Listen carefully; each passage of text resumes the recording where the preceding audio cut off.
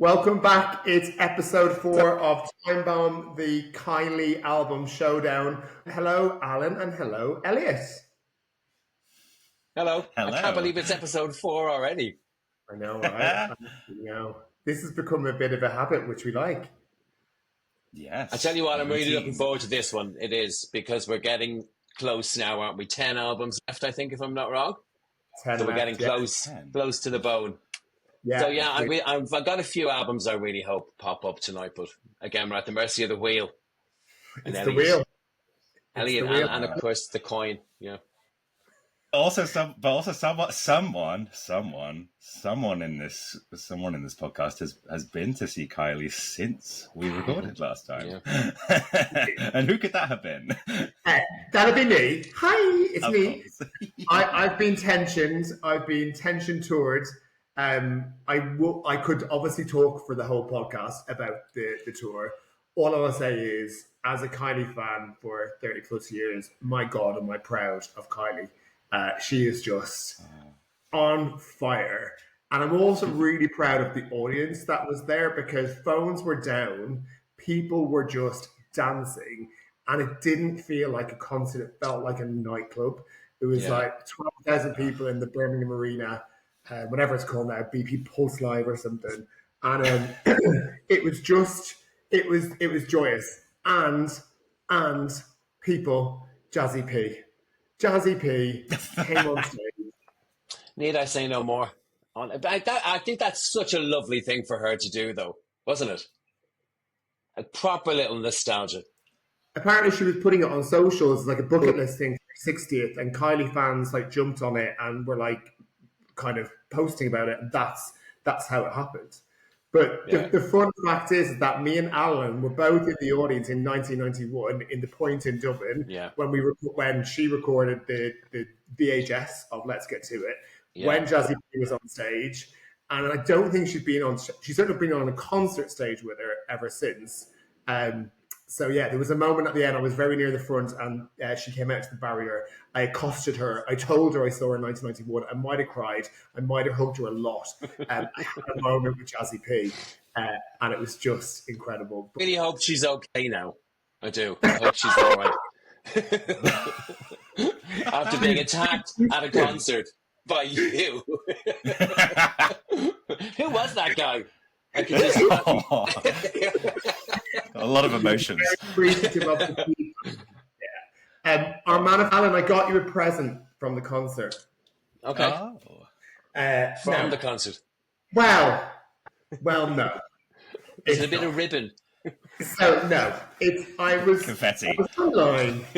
I got you a tiny bit of confetti. Exactly.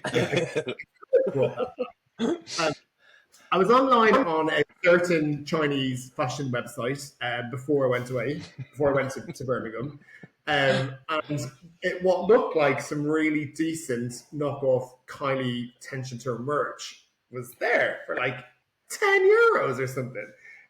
So I got it. Now, it didn't actually arrive in time. I live in Spain, so it didn't actually get here before the concert. But I was like, oh, well, I'm still going to 2 more shows. I'll have it for the other shows. Let me be clear, I'm never wearing this ever. But Alan... hang on. Before you say you must, so you're not want to wear it ever, but it's okay to give it to me. Is that what's happening here? Oh, okay. All right. Just so we're clear. I really hope some people can watch this on video, because I'm about to reveal the worst merchandise I've ever seen. It's AI Kylie. It's not even real. No way. And look at that face. My God. What? Demented. Yes, our eyes are looking in 2 different directions. Wait, show the hands. Try and show us the hands. Let's see what the hands are doing. Are they kind of... it looks like mittens. Oh, they're not even real hands. That's shocking. That's shocking. This is this is the style of the real merchandise. This image with that. It looks like it spells Kylie Minogue. You can't even... It's not great, is it? Look at my Kylie Minogue t-shirt. Yeah. Just looking into the last one. Look at that. Yeah, that's not great. Thank you, though. Much appreciated. I'll wear it around the house. You can wear AI Kylie. I obviously wrote to said Timu And I got a refund as well because I was like, girl, that is not even Kylie. Oh, God. Oh, they tried. Well, thank you. They tried. You know what they say? It's the thought that counts, right? Yeah. Thank you very much. I shall recap the rules for us. Right, we have 10 Kylie albums left.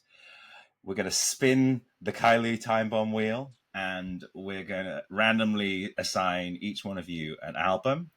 You'll then have a bit of time to sell us the album, big it up, tell us the stories.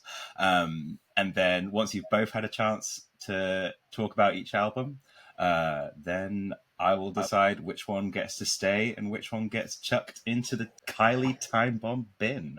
Can I just say it's too much power for one person to have? Just, it's a lot of power. It makes me uneasy.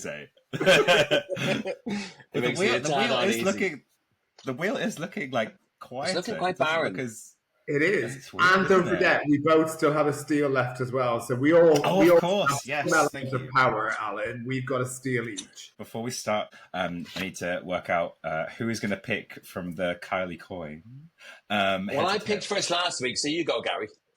Tails. Okay. It is heads. Heads is Alan's. Alan's the first one. Oh, shit. I didn't want to go first. Okay. I did not want to go first. Okay. Right. Go on then. Ready to spin? Here we go. I'm not going to look. Ooh. X. I'm not looking. X. Oh my God! Yes. Oh, thank you. I'll have that. It's always good to have a positive reaction. I just listened to this today. Yeah, I'm happy with that. Good. That was his best reaction yet, Elliot. I'm really good when I do my homework. If I haven't done my homework, I'm a terrible student. But yeah, and I did my homework on this one. Right, Elliot, who you're going to spin the wheel to get? Who? Yep. Oh my God, what do I want to go up against? X. Oh God. Oh yes, light years. This is another one I studied. Well, we can do this. These are both great albums. Well, these are both great. Yes, I'm saying yes. Light years. Bring it on.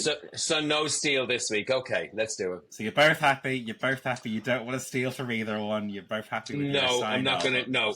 Yeah, I love Light Years. I do, and I listened to it again today. And honestly, I could riff on both of these, but no, I'm going to save my steal. Alan, you're up first. Let's hit me with it. I think first out the bat. Right, let's get a few of the stats out of the way first off, shall we? So this was recorded between March 06 and September 07. So it was leading up to sort of just after the cancer diagnosis and stuff. We won't dwell on that.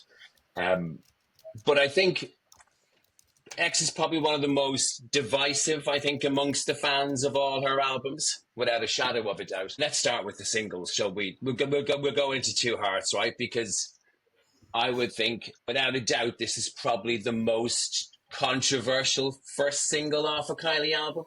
Yeah. Would you agree, Gary? Yeah. I think there was lots of things at play here. She had a very high profile because clearly she'd gone through the cancer, 2 years of cancer, cancelled shows. She'd cemented her fame with Fever. I think she had so many eyes on her that whatever album she released, it was really going to be scrutinized. And I think lyrically with this one, there was maybe some issues with people expecting her to maybe really address the cancer. But she didn't do it in the Kylie way. She did it in the Kylie way whereby everything was like an allegory or a euphemism or whatever. Do you know what I mean? She loved songs about stars and, otherworldly stuff. Everyone thought she's going to write a song about having cancer. But, we'll get to that in a minute. She didn't, is the answer, but we'll get to it. But I need to remind myself of the singles. So Two Hearts came out. I don't know if you've ever heard it. It was by, you'll know of Kishmov, won't you, Elliot? They were kind of like a kitchen sink dance outfit from the mid-noughties. I think one of them was quoted as saying they knew their songs were better than they were as a band. Do you know what I mean? Like, it makes sense, I think. He was like, we knew our songs were too good to be just in this underground band in a dingy band in a bar. He said we knew the songs were maybe destined for more.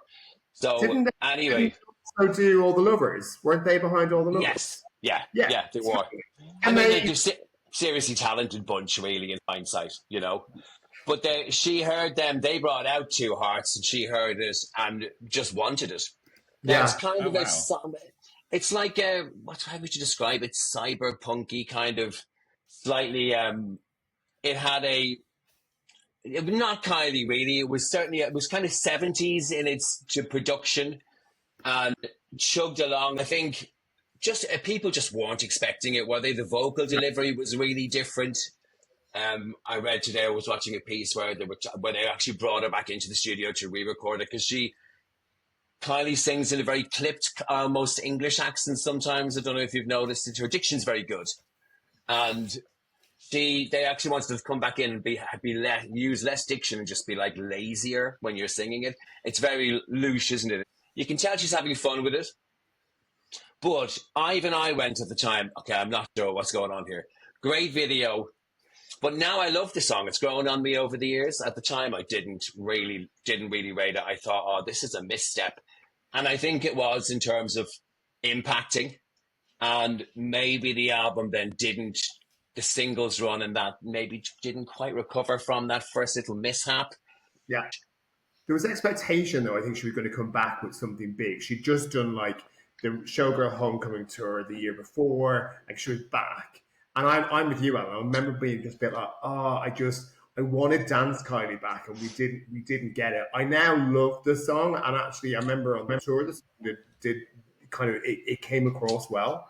And she's done it a couple of times on Tension Tour as the fan request, so it still holds its place. Yeah, but I think at the time we all were just because we were craving Kylie back, and it didn't feel like. But then it's what Kylie does best, when she goes off on a tangent. She did it with Slow. If you look at body language, I mean, we'll get to that one, but Slow was a real sort of left-hand turn, and then she took a swerve to right back into the right lane again, but then decided, no, fuck it, I actually want to go back into the left lane for the first single. So it was great. And then, I mean, there was a run of singles. I mean, don't get me started. I love Wow. I don't know about whether you like Wow or not. Wow is a great song, produced by Greg Kurstin. Yeah. Which a lot of people can't believe that because he does Adele and he's the most sought-after producer in the world. But he goes to Ibiza with Kylie and creates this little gem of a track. It's a fantastic pop record. And then you've got the story about where the concept of Wow came from, Alan. Apparently, she was just in this amazing villa in Ibiza. The next day, the curtains looked outside and went, "Wow!" like at the view, and that's where the song. The production I love. It just feels like a full band almost, even though it's a dance record. But it kind of feels to me like there's a band in there. And then, of course, we get into In Your Arms, don't we? And she worked with Calvin Harris kind of before he was a thing. He hadn't worked with Rihanna yet. He certainly hadn't become the $60 million a year DJ he is now. But he created, alongside Biff, like an absolute stone cold banger of a Kylie single, right? Huge. It's amazing. And I think I read her saying that it's one of those songs of hers that is a real slow burner, like it didn't connect necessarily. It was number 10, am I right? Was it a top 10? Only just in at number 10. And weirdly, I was reading today, actually, and also, this was weird. Let me see. It reached number 10 here and in Belgium, and number 10 in France, and number 10 in Switzerland. I mean, it was just a number 10 single all across Europe. I was like, just coincidence. But there was a mix, not a mix-up with the release strategy, but they released Two Hearts everywhere first. Then, depending on where you were, what territory you were in My Arms was single 2 or Wow. So in the UK, we had Wow. Yeah.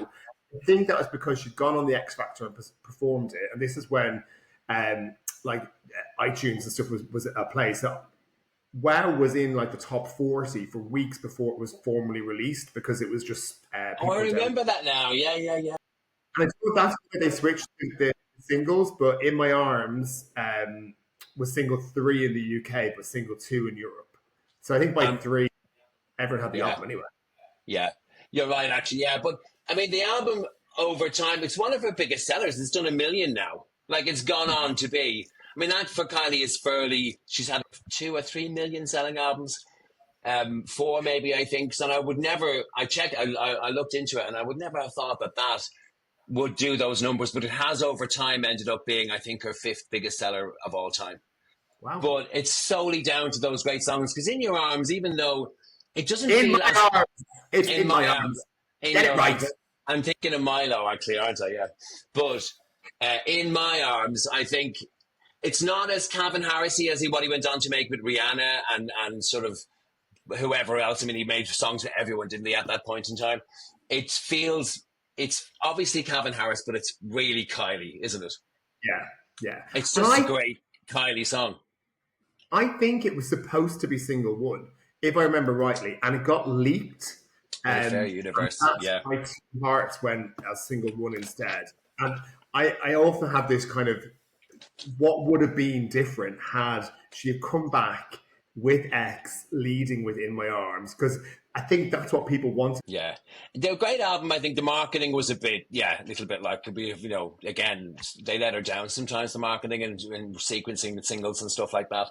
But I also think it's a fair justification, because I listened to it today and it just veer widely all over the place. It really kind of feels... Weirdly, it kind of feels like maybe a greatest hits record for somebody who had 3 or 4 big singles. Do you know what I mean? And then they're filling out the greatest hits. Do you get what I mean? I don't mean that to be detrimental. It's just it bounces all over the place. It's a bit of rock in there. There's a few ballads. We'll get to No More Rain or Curse, which I think everyone was waiting for. And All I See is one of my favorites. That's like a Janet Jackson song, isn't it? Yeah. But I think if you just take it as a sequence of great songs that veer all over the place, then you'll enjoy it. Don't expect to go on a journey or expect her to be sort of like, she's taking us on a journey. She doesn't. She stops and starts and gets into a different car halfway there. Well, I think if you, again, this is just my own opinion. I think at the time, she just wasn't ready to go there on that journey that everyone thought she was going to go on. And I do think as well, she really wanted to try and reclaim the star. Like, All I See was released in America, and it didn't do anything. But she had bits where she was definitely trying to, align to different markets. And All I See. Yeah. Alex, come on, talk about the one. You've been talking about X for like 20 minutes. Oh yeah. The one is another one. I mean, the one sadly stalled at 36, I think, if I'm not wrong. But there was never a physical release for it, so it didn't really have much of a chance. But again, it's one of those ones, I think, that over time we go back to time and time again. So the fans who maybe might think, oh, well, X isn't a great album or whatever. I disagree with you on that. But if you think that, you can't really argue with Wow, The One, and In My Arms, can you? Jason's remix of The One is genuinely incredible. A fantastic record. But then there's Sensitized, there's Heartbeat Rock. I mean, there's some great songs. Love is the Drug. No, that's the Roxy Music one, isn't it? What's it called? Love? Like a Drug. Like a Drug, sorry, pardon me. Because I know she covered Love is the Drug by Roxy Music, but it didn't make the album. I cannot find it anywhere, but it's out there somewhere. But Like a Drug, actually, you won't like this, Gary, but Madonna said it was her favorite song on the album, and she put it on a playlist at the time online and said, this is one of my favorite Kylie songs. Look how begrudgingly he's like, okay, yeah, you're fine. Let me wrap it up though, really. But now, No More Rain, we'll talk about that. I mean, it's a lovely, lovely song, isn't it? But again, it's that classic Kylie whereby she is clearly talking about the cancer and the recovery and how it changes you clearly as a person without really saying it. Do you know what I mean? I kind of feel like she's not really saying it.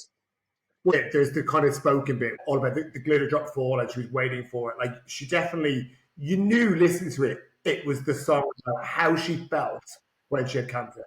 And in the tour, oh my God, that moment was incredible. Yeah. And Cosmic as well, I think, is another one, isn't it? She's touching on it when she sings in Cosmic. But again, it's classic Kylie. I think it's really underrated. I'm not going to sit here and try and claim that it's a flawless album, because it's not. But as I take it as a sequence of singles, and I take it as me, I just love that how the risks, when she's takes risks, I think she's sometimes, in hindsight, at her best. And the fact that she makes them makes me believe that, she there's real artistry there. So I think maybe everyone was thinking, oh, well, here we go again. The expectations maybe were super high for X, and some say it didn't really deliver. But I think in hindsight... Well, I mean, in terms of commercial success, yeah, certainly, but possibly in terms of what people were expecting, maybe there might have been a slight little bit of fans thinking, oh, we're going to get this and that and that and this, and then you don't really get it. But what you got was some joyous, amazing pop singles with a run of 4 singles that are really great. And then the album cover is amazing. The artwork is incredible. There was lots of weird stuff around, wasn't there? USBs and stuff like that. This came out as a doll or something. I mean, there was lots of mad gimmicky stuff around it too. But before I finish, I'll wrap it up. But to put it into context, she worked on it. I think probably she says this is the longest she worked on an album, I think.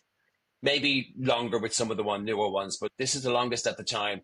And they actually wrote 40 songs and whittled it down to 13 or 14. But she rejected songs by the Pet Shop Boys, by Boy George. And I've got a list here. Boy George, Milo, Hot Chip, Baby Daddy, Jake Shears. There's a quote I read where it said everybody in fucking London submitted a song for Eggs. And in the end, because I think everybody wanted to be on this album. I mean, she had big draw up at that time. She still was a big deal. I mean, she still is, but she was a big deal to get to sing one of your pop songs. Yeah. So, yeah, he said every fucker in London was writing a song. But in the end, how they came down to the 12 we got, you couldn't really have had what came after without X laying the foundations and playing around a bit. And also, the producer she was working with, Milo, I know none of his cuts made the album, but Calvin Harris, for instance, Johnny Douglas, she was working with the who's who at the time, and they came up with probably a real confectionery of an album, like lots of things to please everybody. But I would say, yeah, certainly. I'm going to say that's it. I'm going to bow out. I've done my bit. I think it's a brilliant album, wonderful addition to Kylie's canon. Before you finish up, there's a track you haven't talked about. I can't let you finish. What? Speakerphone. Oh, Speakerphone. Yeah. Again, look. Speakerphone is brilliant. That's the one that she opened the tour with right on top of the Crystal Skull. Yeah. Yes. It's an absolutely brilliant record as well. Look at that. I forgot that because I was talking about all the other brilliant records on the album. And I think it deserves to triumph tonight. Really useless fact about Speakerphone, because I'm obsessed with that song. There's a really great remix that Steve Anderson did for the US tour, the Random North America For Me For You tour of Speakerphone. And you should find it, or I'll find it, send it to you. It's so good. So good. That tour opening, I mean, yeah, kind of unrivaled a bit, I think, in tour openings. For her, anyway. And she's always good. She gives good opening, but it's a great opener. It's everybody's dream, right? At some point. My dream. Yes, before we finish your section, Alan, I want you to give me your wrap up of give me X in 3 words or phrases. Oh God, I'm so annoyed because you know what? I came up with the best. I'm not joking. The best 3 words for light years. Today, oh, no. I did. I'm not going to show you because you'll steal it. But I've lost it. No, okay, you caught me off guard here. Fuck, I was, for some reason all day I was thinking I was going to get light years. It turned out weird tonight. So I've got 3 perfect words for light years. See if you come up with the same ones. I mean, futuristic, bold, adventurous. Futuristic, bold, adventurous. Because it was both bold, had a lot of adventure, real sense of fun about it. Like, wow, come on, who wrote a song called Wow? Amazing. And love that. Very good.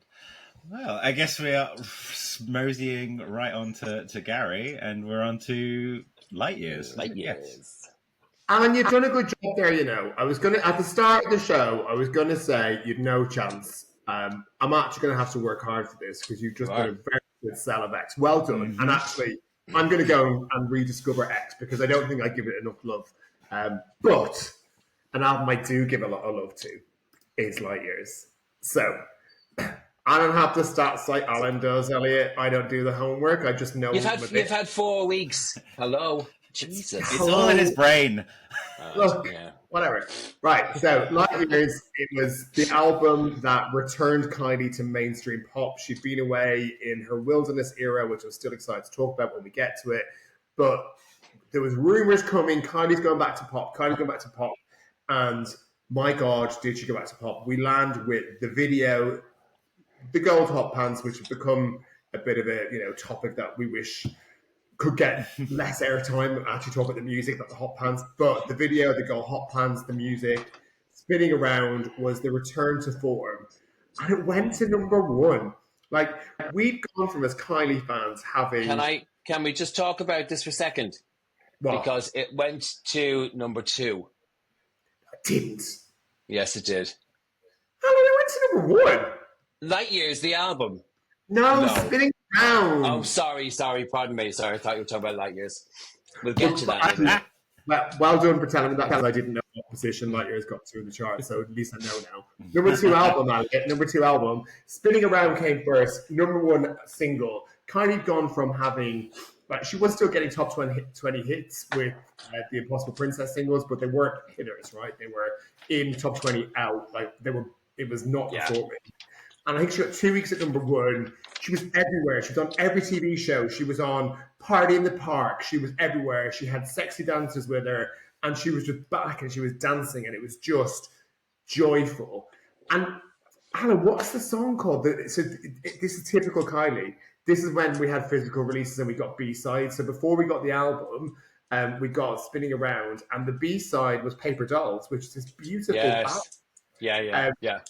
You couldn't be more different from Spinning Around to this beautiful, very basic ballad. Like, I mean, basic in respect, like it was. Yeah, production was just stripped back. Yeah, exactly.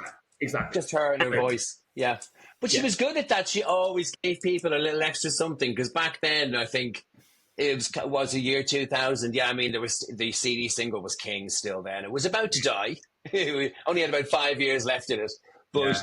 At that point in time, and do you remember every single had CD1 and CD2? Sometimes they were cheeky enough to have fucking CD3, and you were like, excuse me, so you'd pay £12 for all 3. Yeah, I mean, you would have to buy all 3. I didn't. I was too old. I was sensible at that point. If they'd come out in 1980, I'd have bought all 3, but back then... Yeah, they would maybe save a great remix for the end of CD3, so you had to buy it as well. So, yeah, that happened a lot. But she gave good quality stuff. She gave away good songs, just went, here's an extra song for you. You definitely got, like, good B-sides. And I think as well, you used to get CD1, CD2, potential CD3, and then a DVD single as well, where you get the video on it, because we didn't have YouTube. Anyway, so run of singles, Spinning Around, on a night like this, stunning video, the jewellery. She's in a pool. She takes her dress off and she throws it at the glass window. She's just like, yeah. Anyway, so there's that. Single 3 was... Why can't I remember single 3, Kids Alan? with Robbie. Kids. Kids. Yeah. And then Please Stay. And then Please Stay. Okay, and then Your Disco Needs You if you were German or Austrian. But only if you were German or Austrian. Yeah. Elliot, we need to explain what went on here. This was a very serious time in Kylie. Can I just say, before you go on, can we also just remind people that actually On a Night Like This was a cover version that had come out the year before for a girl called Pandora. It's bizarre. It's really bizarre, but a great record regardless. That happened quite a lot back then, where people did cover like songs that hadn't been successful for other less successful artists. Yeah. Bigger artists would take it. Okay, right. We had Kids with Robbie, which was, at the time, and it's still, I'm so glad it's not in the tour anymore because we've had it been there done. But great song, great track, and again, propelling Kylie back to like stardom. Robbie was, huge at the time.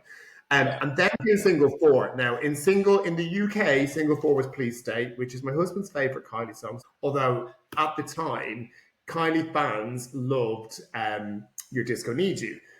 And the story goes that Parlophone in the UK thought that Your Disco Needs You was too gay and couldn't be the single because it was too gay and it was going to take Kylie down that route. And maybe over time you might argue that might have actually been the right decision. I don't know. But if you lived in Germany, the German company thought, fuck you, Parlophone UK.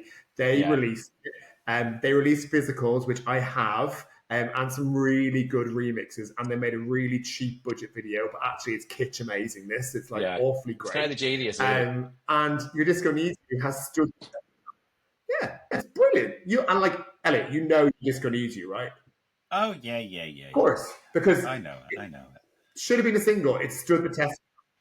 But it sold, and I double checked this today. It sold 20,000 CD singles in the UK. Was never officially released, so I'm guessing that they were all just imports. It's kind of really simple. It's a simple kind of "Your Disco Needs You," but it's so very Village People and just joyous and very Robbie Williams, very Guy Chambers, but a brilliant record, like undeniable. Yeah. So Robbie and Guy Chambers, who was Robbie's, I think he's back working with them now, like his musical partner.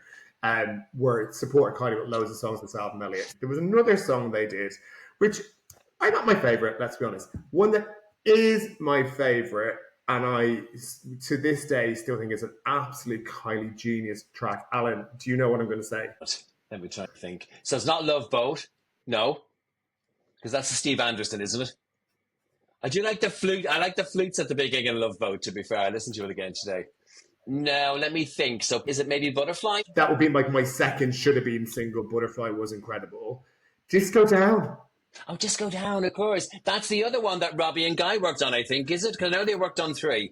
But you have to remember, Elliot, Guy and Robbie, clearly biggest star in the UK at the time, easily, bar none. And him and Guy Chambers as a songwriting partnership were basically Lennon and McCartney of the 2000s, really. So I think for them to be working with her at the time, the whole thing just worked, didn't it? There was a great synchronicity around it.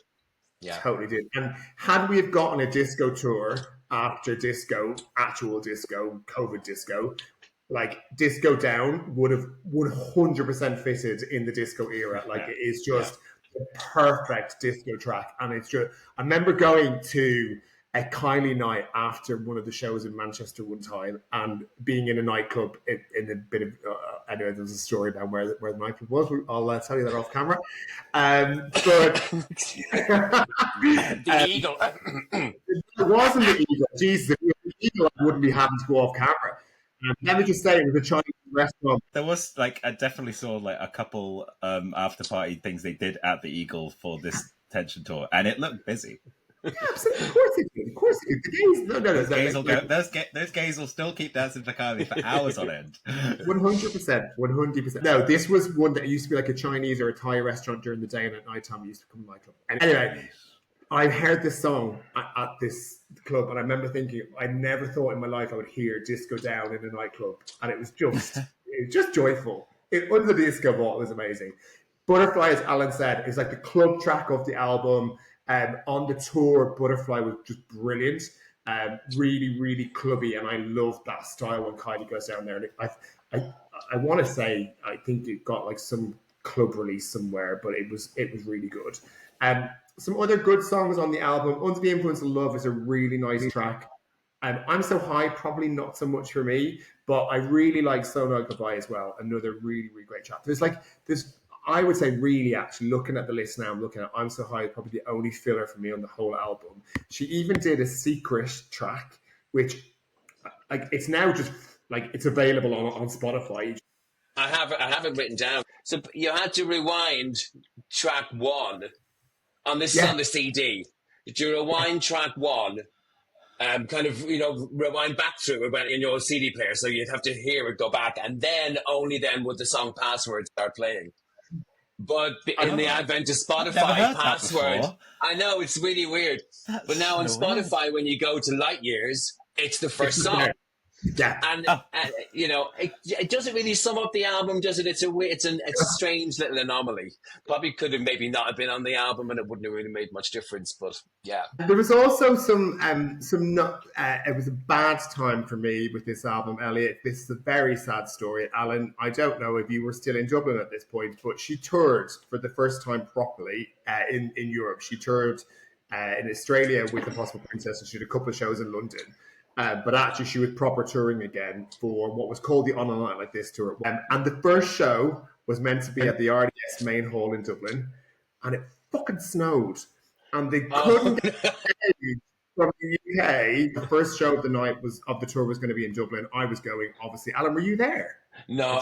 Well, I did live in Dublin at the time, but no, I didn't. No. To be honest with you, I remember loving Light Years, but no, I don't even remember her touring. To be honest, the show, priorities were elsewhere. Really, they were. Yeah. It was really sad times. I couldn't go. I remember having a lot of tears. There was this thing called foot and mouth disease, where like it was COVID before COVID existed.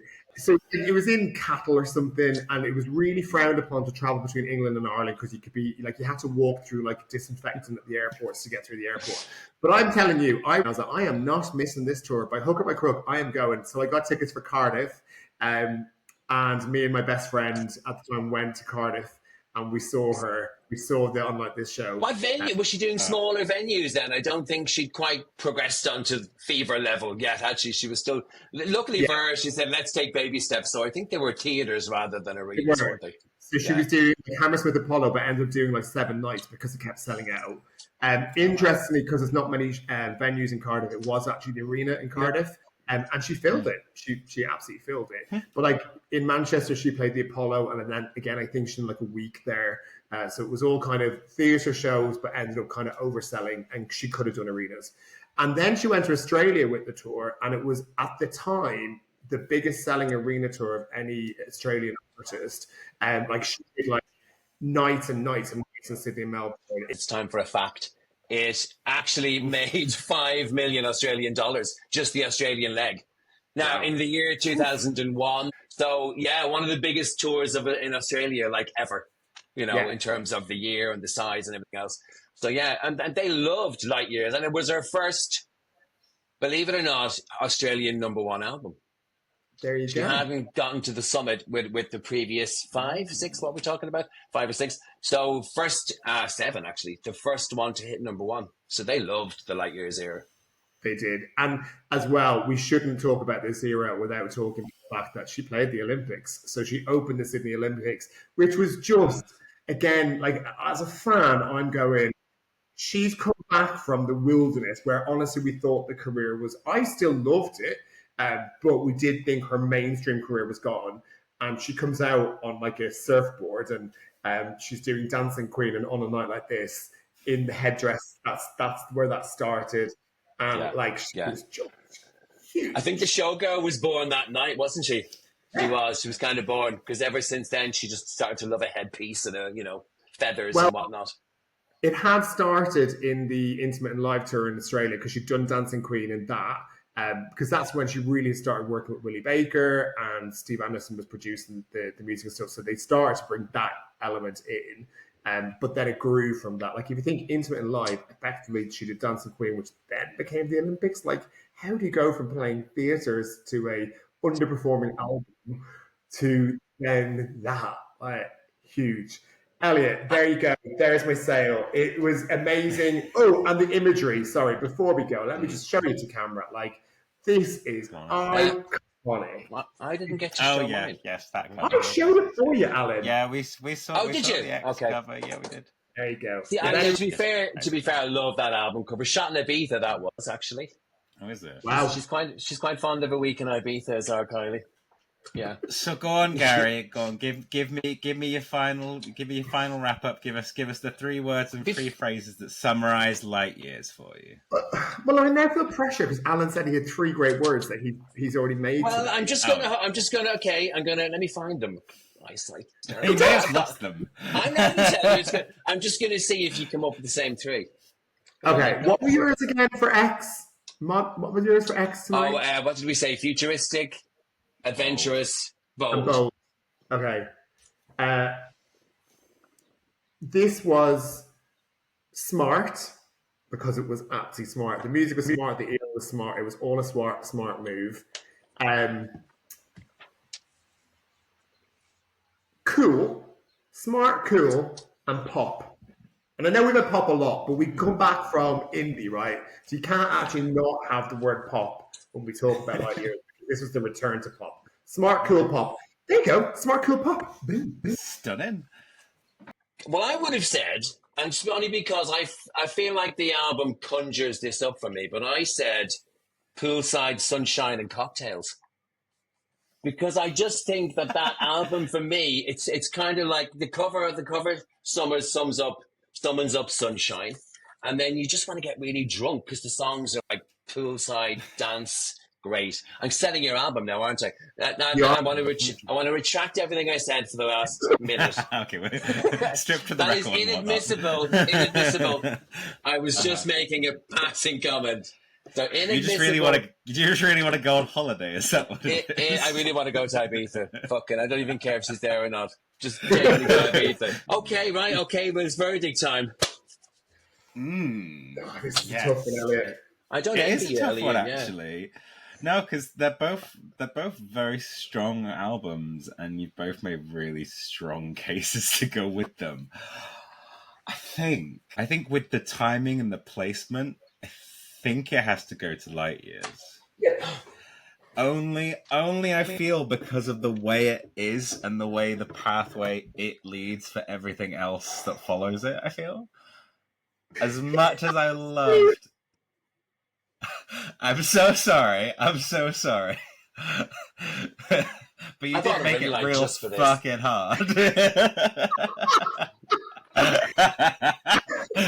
Elliot, I agree. It feels like Sophie's choice. Of course you'd agree with him. Can I just say, like, have you not, like, were you not listening? Like, what the hell? Oh, no, I heard you. I heard you. No. I want to recount or something. We're going to have to call in. We're going to have to call in the auditors. I told you, it's too much power for a person to have. Nobody should have deals with her. But no, in fairness, I'm not sure I would have been able to really pick between those two myself because, you know. They are two quality albums. Yeah. And again, had I thought at the start what albums are going in the bin, I would not be thinking that X is joining the others in the bin. Oh, God, I never thought about that. Yeah, that's gone now. Well, I hope I did it justice because it is a bloody good Kylie record. Like, it just has, it's laced and layers of symbolism around her coming back. And then for this phoenix, like, rise out of the flames. It just, I get it. I'm upset though. It's 3-1 now. Like, I've got a fucking mountain to climb. I'm fucking 3-1. Never been so far behind in anything. I'm fuming. It's gone through the roof tonight, Alan or Elliot. He's really pissed off. I have to say, I hear you, Alan. Like, what's a man got to do? What have I got to do? Light Years is definitely more consistent. Like, the album, it's consistent. Like, it doesn't go off on train journeys like X did. Although X had it. Look, I'm a fan of X. Total fan of X. But Elliot, you made the right decision. And yes, Alan, it's 3-1. For this podcast, we can't control, Alan. The Kylie coin, Elliot controls the Kylie coin, and the wheel, the Timebomb wheel. We can't control it. We're not in charge. We don't. The other thing we can't control is Alan's reactions. That we cannot censor and we cannot hide. Those cannot be hidden. But I think it would have been really hard for me to make a decision tonight. So well done, Gary. Well done. And listen, Alan, look, yes, you are 3-1 down, but remember, you have the best Kylie t-shirt in the world ever. My Kylie Minogue t-shirt. Your Kylie Mug t-shirt. Kylie Minogue t-shirt. Moog. The worst merch ever. You have, and I might gift one of them to you, depending on how good quality. I have got 3 Kylie caps from Temu arriving tomorrow. So let's see what they're like. Oh, Lord. We're getting unboxing Stop going on Temu. No, but stop going on there. But it's got Kylie written on it. I can't help it. I bet it doesn't. I bet it has Lily on the front of it or something, probably. Milo. Yeah. It'll be Kyle. Calorie. Probably say calorie. Yeah, Kylie Minogue. Thank you. Alan, sign us off. Tell everyone about how to follow us and comment. And yeah. You can follow us. Oh, God, you're better at this. I know we're on Instagram. Yeah, we're called Timebomb Kylie Podcast on Instagram. Timebomb Instagram. Oh, Jesus. Timebomb Podcast. Brain short circuiting. The Timebomb Kylie Podcast featuring moi and Gary and the lovely Elliot. And we're here every fortnight. And follow us if you will. Share it with any Kylie fans. And we are now, we've lost another album now, haven't we? So goodbye, X. Yeah. I'm genuinely very sad about that. Yeah, I am genuinely sad. But onwards and upwards, I'll have to try and claw back from 3-1. You can do it. Jesus Christ, yeah. I can't do it. I can do it, and I will. You will. Okay, then. See you in episode 5. See you, everybody. See you next week. Bye, guys.